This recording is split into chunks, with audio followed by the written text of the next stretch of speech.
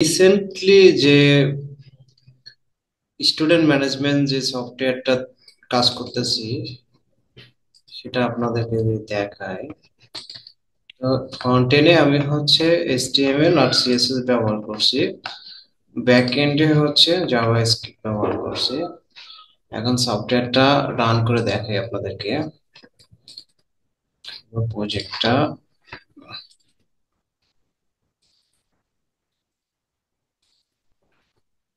এই হলো আমার প্রজেক্ট।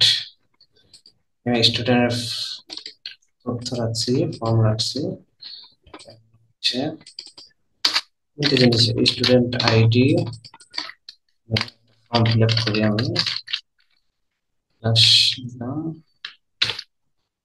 কন্ট্যাক্ট নাম্বারটা দিব, ডাটা সেভ দিই। এই ডাটাটা সেভ হয়ে গেছে। তো এইভাবে চাইলে আমরা আরো অনেক ডেটা অ্যাড করতে পারবো এখানে। এক নম্বর দিচ্ছি, দুই নম্বর দিলাম।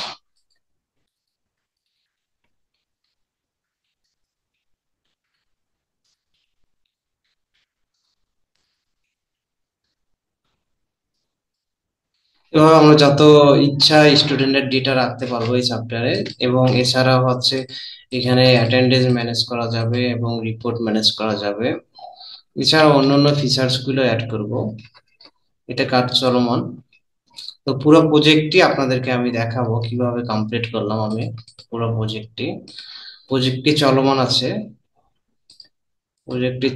আছে, এরকম নতুন নতুন ভিডিও পেতে আমার ভিডিওগুলো শেয়ার দিবেন, লাইক করবেন, সফটওয়্যার কাজ শিখতে কমেন্ট করবেন। আপনাদের যদি কোনো প্রশ্ন থাকে মতামত দিবেন।